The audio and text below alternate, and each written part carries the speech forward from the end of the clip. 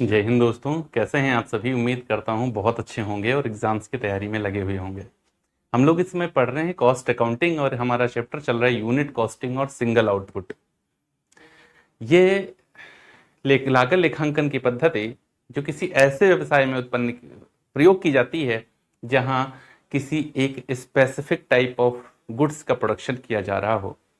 तो हमारा practical problem session चल रहा है और आज हम लोग एक इतना बेहतरीन क्वेश्चन देखने वाले हैं जिससे अच्छा क्वेश्चन इस पूरे चैप्टर के अंदर कोई और दिया ही नहीं गया। इसके अंदर सब कुछ है। एक पहली कंडीशन कि दो तरीके की वस्तुओं का उत्पादन है। अब आप कहेंगे कि सर अभी आपने कहा था कि किसी एक ही स्पेसिफिक टाइप ऑफ गुड्स का प्रोडक्शन किया जा रहा होगा और अब आप कह रहे हैं कि दो तरीके का। देखो, टॉय है, ये खिलौना बनाने वाली कंपनी है तो खिलौना ही बना रही है। एक खिलौने का नाम है एक्स और दूसरे का नाम है वाई, दोनों कुल मिलाकर हैं क्या, खिलौने। तो ये चीज हो सकती है, डिफरेंट डिफरेंट वेराइटीज हो सकती हैं लेकिन प्रोडक्शन सेम टाइप का होगा। बात क्लियर? जी क्लियर हो गई। अच्छा, दूसरी अच्छी चीज क्या, इसके अंदर हम लोग कॉस्ट शीट करेंगे। तो और भी क्वेश्चंस में कर चुके हैं। इसके अंदर हम लोग वैल्यूएशन ऑफ क्लोजिंग स्टॉक भी करेंगे, क्योंकि जितना प्रोडक्शन किया गया उतना बिक्री नहीं करी गई, बिक्री उस पर कम की करी गई। अब जब सेल्स और प्रोडक्शन के बीच में डिफरेंस होता है तो वो वैल्यूज हमारी फिनिश गुड्स की बच जाती हैं। तो उनको कैसे अकाउंटिंग करनी है उसको समझेंगे। साथ ही साथ समझेंगे कि जो ज्वाइंट एक्सपेंसेस दिए गए हैं उनको कैसे एलोकेट किया जाएगा। पहले भी पढ़ चुके हैं। तो इसमें नया क्या है, यहां पर हम allocation of material and labour भी करेंगे, जो अन्य और किसी क्वेश्चन में, इस पूरे चैप्टर में कोई क्वेश्चन नहीं दिया गया जिसमें मटेरियल और लेबर भी कंबाइंड दिया गया हो। अभी तक हमने पढ़ा कि किस तरीके से वहां पर ओवरहेड्स कंबाइंड दिए होते हैं, लेकिन यहां इस क्वेश्चन में मटेरियल, लेबर और ओवरहेड सब कुछ कंबाइंड है। हमें उसे एलोकेट करना है अलग अलग, दोनों X type of toys and Y type of toys में। तो बहुत बेहतरीन क्वेश्चन है, बने रहिए लगभग अगले 20 मिनट हमारे साथ। और मेरा वायदा है आपसे, व्यूज पे मत जाइएगा, मेरा वादा है आपसे कि अगर 20 मिनट आप लगातार हमारे साथ बने रहे तो हर एक चीज बेहतरीन तरीके से आपको समझ में आ जाएगी और इस तरीके से समझ में आ जाएगी कि किसी और को भी आप समझा पाएंगे। तो चलिए बिना किसी विलंब के स्टार्ट करते हैं। क्वेश्चन का पीडीएफ आपको हमारे Telegram channel commerce with Vedshree Ratna पर भी मिल जाएगा और स्क्रीन पर भी क्वेश्चन आपको दिख रहा होगा। क्वेश्चन है, the fancy toys company are manufacturers of two types of toys, X and Y. The manufacturing cost for the year ended 31st December 2010 were as under. Direct materials 2 lakh रुपए, direct wage 1,12,000 रुपए, production overheads 48,000 रुपए। There was no stock work in progress in the beginning और at the end of the year. It is ascertained that first condition, direct materials is type X cost twice as much as direct materials in type Y. Y में जितना material लगता है उसका 2 गुना लगता है material X में। The direct ways for type Y were 60% of these for type X. Type X में जितनी मजदूरी लगती है उसकी 60% मजदूरी केवल Y में लगती है। Production overheads was 30 paise per toy of X and Y type. Administrative overheads for each grade was 200% of direct labor. Selling expenses were 25 paisa per toy for each type of toy. And last condition, production during the year was X में 40,000, Y में 1,20,000. Sold कितनी करी गई? 36,000 X में और 1,00,000 Y में. Selling price were ₹7 per toy of type X and 5 per toy of type Y. Prepare a statement showing the total cost of sales per toy for each type of toy and the profit made on each type of toy. बहुत बेहतरीन question है। तो कैसे करेंगे इसको? देखो, इसका working note बहुत महत्वपूर्ण होने वाला है। बहुत ध्यान से इसके वर्किंग नोट पर आप फोकस करेंगे। इसका वर्किंग नोट बहुत ही महत्वपूर्ण है, इसको जरा सा भी इग्नोर मत करिएगा। नंबर 1 पर हमको चाहिए प्रोडक्शन रेशियो, और जिसने इसको नहीं समझा उसका तो क्वेश्चन हो ही नहीं सकता। क्योंकि अगर आपने प्रोडक्शन को नहीं समझा तो नहीं हो पाएगा। क्यों नहीं हो पाएगा, रीजन समझिएगा। Production ratio X and Y, X में बने 40,000 खिलौने जबकि वाई में बने 1,20,000, तो अनुपात हो गया 1:3। एक्स में जितने टॉय बनते हैं उसके 3 गुना टॉय वाई में बनते हैं। सर प्रोडक्शन रेशियो आज तक और कभी नहीं निकाला, यहां क्यों निकाल रहे हैं बच्चा? यहां प्रोडक्शन रेशियो इस वजह से निकाल रहे हैं क्योंकि यहां जो मटेरियल और लेबर है वो कंबाइंड दिया हुआ है। मटेरियल और लेबर ये दोनों डायरेक्ट एक्सपेंस हैं। डायरेक्ट एक्सपेंसेस बेस करते हैं प्रोडक्शन पर। प्रोडक्शन अगर बढ़ता है तो ये बढ़ जाते हैं, प्रोडक्शन घटता है तो घट जाते हैं।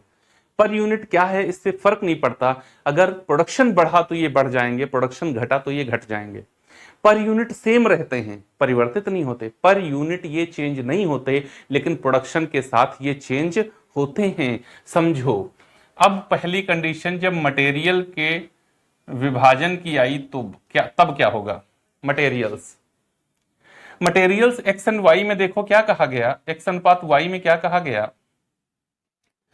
कहा गया direct materials in type X cost twice as much as direct material in type Y.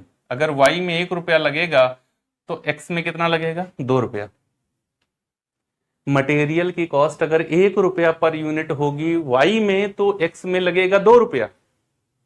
लेकिन आप इसका प्रोडक्शन भी तो देखो, इसमें प्रोडक्शन का आप वेट दे दो।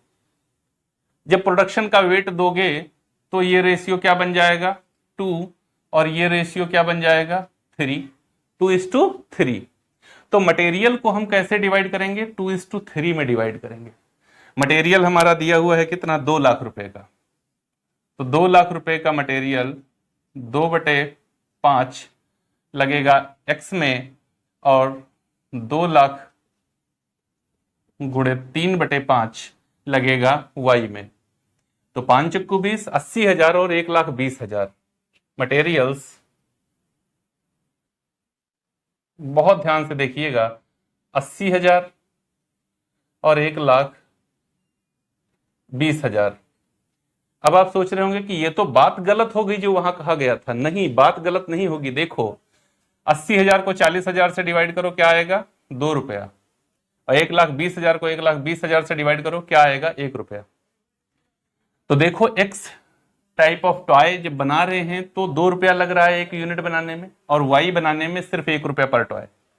यही तो वहां कह रहा था कि वाई में अगर 1 रुपया लगेगा तो एक्स में 2 रुपया लगेगा। बात समझ में आ गई? अब आ गई सर। चलो, जब जागो तभी सवेरा। डायरेक्ट वेज,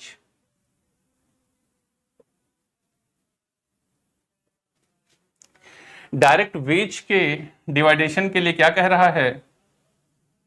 वेज के डिवाइडेशन x/y के लिए कह रहा है the direct ways for type y were 60% of these of for type x। Okay, अगर x में लगेंगे 100 रुपए तो y में लगेगा 60 रुपया। कितना? x में लगेगा अगर 100 रुपया तो y में लगेगा 60 रुपया। चलो प्रोडक्शन का वेट यहां पर भी दे दो क्योंकि ये भी एक डायरेक्ट एक्सपेंस है। तो इसका हो गया 100 और इसका हो गया 180। इजी कर लो, 10:18 और इजी कर लो तो 5:9। क्या आया? 5:9। तो इस रेशियो में हम लोग लेबर को डिवाइड करेंगे। तो एक्स में देखो वेज है कितनी? 1,12,000। तो 1,12,000 गुणे 5/14, और वाई में 1,12,000 गुणे 9/14। ये कितना आ जाएगा? 40,000, 72,000। क्यों? एक बार इसको देखते हैं सॉल्व करके कितना आएगा। 1,12,000 को डिवाइड कर लेते हैं 14 से, 8,000 आएगा। 8 पंचे 40, 8 9 72। 40,000 रुपये यहां पर और 72,000 रुपये यहां पर। तो अगर हम इसको 40 से डिवाइड करते हैं तो ये कितना आएगा? 1 रुपया। 72,000 को 1,20,000 से डिवाइड करो, ये आएगा 60 पैसा। कितना आएगा? 60 पैसा आएगा ये। करके देख लो, वो अनुपात थोड़े बिगड़ने पाएगा। डिवाइडेड बाई 1,20,000 60 पैसा। देखो बात वही हो गई। अगर यहां लग रहा है 1 रुपया तो यहां लग रहा है 60 पैसा। परसेंटेज में रख लो तो यहां लगेगा 100 रुपया तो यहां लगेगा 60 रुपया। बात क्लियर हो गई? जी सर क्लियर हो गई और समझ में भी आ रहा है। पक्का? जी बिल्कुल पक्का। टोटल कर लो। प्राइम कॉस्ट हो गई 8,4,12 और ये इधर 3 रुपये। बहुत अच्छा क्वेश्चन है। 1,92,000 और इधर 1 रुपया 60 पैसा। 2 7 2 9 और ठीक है 1,92,000। ये कौन सी कॉस्ट हो गई? प्राइम कॉस्ट हो गई भाई। प्राइम कॉस्ट हो गई जी। अब इसके बाद में फैक्ट्री ओवरहेड्स। फैक्ट्री ओवरहेड्स, इसको इसने प्रोडक्शन ओवरहेड्स कहा। एक ही बात होती है। प्रोडक्शन ओवरहेड्स, फैक्ट्री ओवरहेड्स एक ही बात है। इसने कहा production overheads was 30 paise per toy of X and Y. तो ये क्या कहा? Production overheads at the rate 30 paise per toy in X and Y. 30 पैसा प्रति टॉय। तो 40,000 इधर बनाए गए। 40,000 पर 30 पैसे के हिसाब से कितना आएगा? 12,000 रुपये यहां खर्च होगा। और 1,20,000 पर 30 पैसे के हिसाब से 36,000 रुपये यहां खर्च होगा। डिवाइड होने पर ये 30 पैसे ही आएगा। आप करके देख लीजिए, क्योंकि जब उसने कहा ही है 30 पैसा तो उसके अलग थोड़े चला जाएगा। 12,000 को डिवाइड कर लो आप 40,000 से 30 पैसा, और 36,000 को आप डिवाइड कर लो 1,20,000 से 30 पैसा। बस समझते रहना, बस इतना ही करना है। तो 1,32,000 रुपये और 3 रुपये 30 पैसे। 6 2 8 9 3 12 9 3 12 1 1 2 और इधर 1 रुपया 90 पैसा। ये हो गया फैक्ट्री कॉस्ट। Factory cost. आगे office overheads. Office overheads. Office overheads के लिए देखो क्या कहा? एडमिनिस्ट्रेटिव ओवरहेड कहा इसने। ऑफिस को क्या कहा? Administrative. Journal overheads, administrative overheads, office overheads एक ही बात। Administrative overheads for each grade was 200% of direct labour. क्या कहा? 200%। इसको थोड़ा ऊपर कर लेता हूं क्योंकि जगह हमारे पास थोड़ी बच जाएगी। एडमिनिस्ट्रेटिव ही लिख देता हूं। एडमिनिस्ट्रेटिव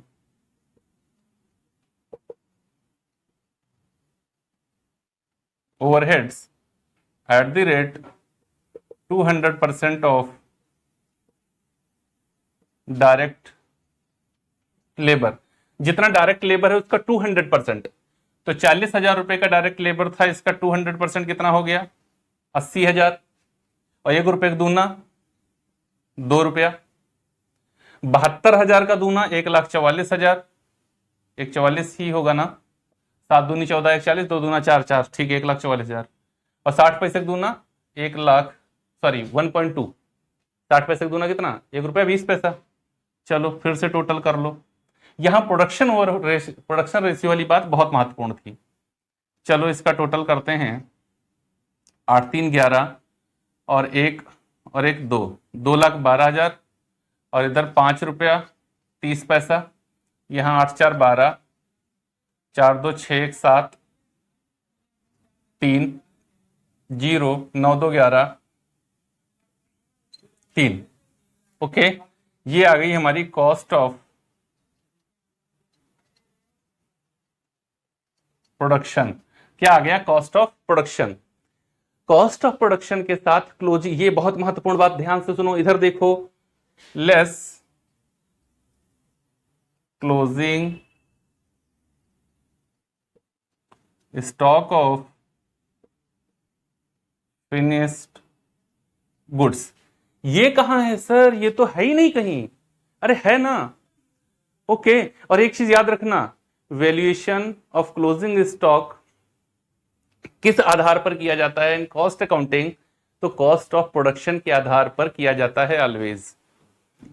कॉस्ट अकाउंटिंग में क्लोजिंग स्टॉक का वैल्यूएशन, कॉस्ट अकाउंटिंग में क्लोजिंग स्टॉक का वैल्यूएशन कॉस्ट ऑफ प्रोडक्शन पर ऑलवेज किया जाता है, जबकि फाइनेंशियल अकाउंटिंग की अगर बात करें तो वहां पर क्लोजिंग स्टॉक का वैल्यूएशन इनवॉइस प्राइस या फिर कॉस्ट प्राइस दोनों में जो कम होती है उस पर किया जाता है। लेकिन यह नियम ये आपका कन्वेंशन ऑफ कंजर्वेशन के आधार पर होता है वहां फाइनेंशियल अकाउंटिंग में, लेकिन convention of conservation cost accounting में नहीं लगती। कॉस्ट अकाउंटिंग में एक ही आधार है कि क्लोजिंग स्टॉक का वैल्यूएशन कॉस्ट ऑफ प्रोडक्शन के आधार पर ही किया जाएगा। तो valuation of closing stock, closing stock का वैल्यूएशन कर एक्स और वाई। एक्स में 40,000 बनी इकाइयां और 36,000 बेची गई, तो 4,000 यूनिट्स क्या हैं, रखी हुई हैं। एक यूनिट कितने की है, 5 रुपया 30 पैसे की है। वाई में 1,20,000 बनी और 1 लाख बेची गई, तो 20,000 रखी हैं। एक इकाई 3 रुपया 10 पैसे की है। ठीक, अब इनका मल्टीप्लाई कर दो, तो 4,000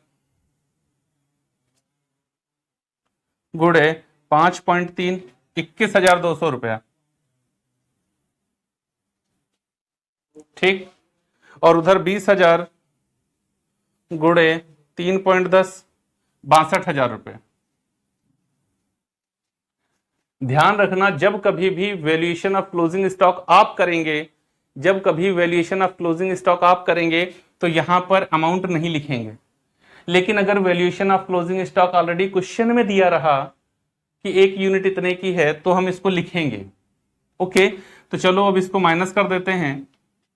ये हमारा 3 रुपया 10 पैसा ऐसे ही आ जाएगा। यहां पर 7 से 6 जाएगा, एक 3,10,000। ये 5 रुपया 30 पैसा ऐसे ही आ जाएगा। ये यहां हो गया। फिर उसके बाद में 10 से 2 जाएगा तो 8, 1 से 1 जाएगा तो 0, और यहां पर 11 से 2 जाएगा तो 9, और 1,90,800। ठीक है, देख लेता हूं एक बार। 2,12,000 माइनस 21,200, 1,90,800। ये आ गया हमारा cost of goods sold. Okay, cost of goods sold हो गया। इसके बाद सेलिंग एंड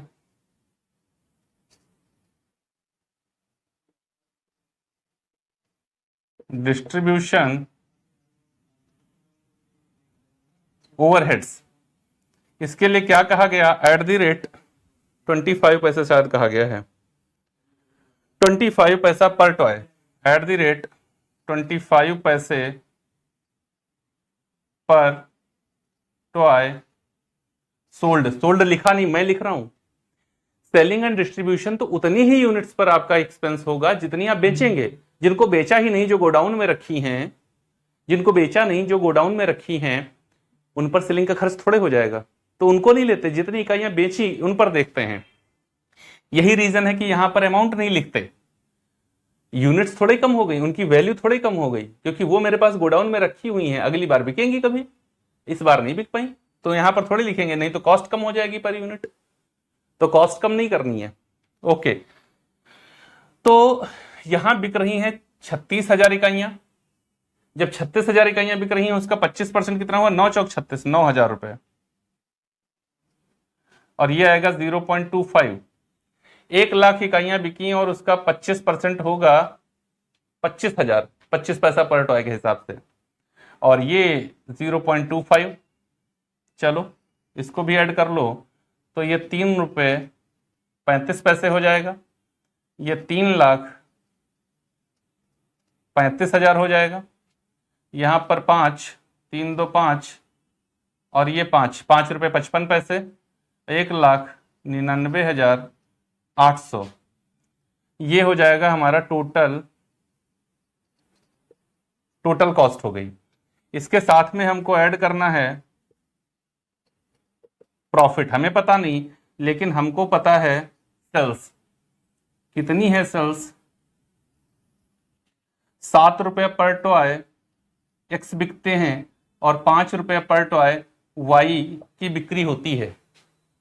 अब 5 रुपए के हिसाब से अगर 1 लाख खिलौने, यहां पर चलो मैं कैलकुलेट ही कर देता हूं, सेल्स एक्स में 36,000 टॉय 7 रुपए पर के हिसाब से बिकेंगे, वाई में 1 लाख टॉय 5 रुपए के हिसाब से 5 लाख रुपए के बिक जाएंगे।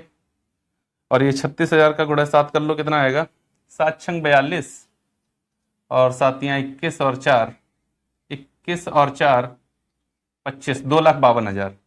तो यहां बिक्री हुई 2,52,000 रुपए की, और यहां पर 5 लाख,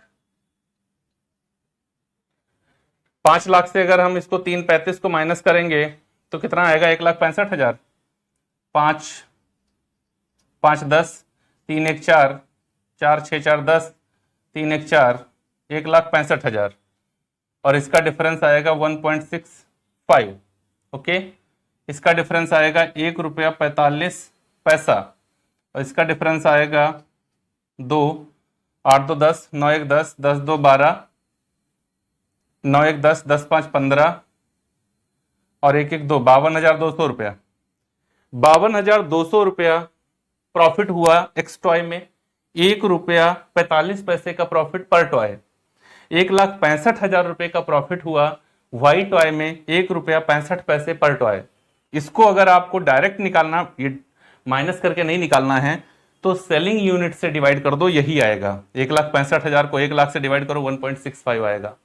ओके, तो इस तरीके से हमने एक एक वैल्यू, पूरी की पूरी वैल्यू कैलकुलेट कर ली है। और इससे बेहतरीन क्वेश्चन तुम्हारे यूनिट कॉस्टिंग और सिंगल आउटपुट में और कोई नहीं दिया गया है, क्योंकि ये एक मात्र क्वेश्चन है जहां डायरेक्ट मटेरियल और डायरेक्ट लेबर भी कंबाइंड दिया हुआ था और उसको अलग अलग एलोकेट करना था।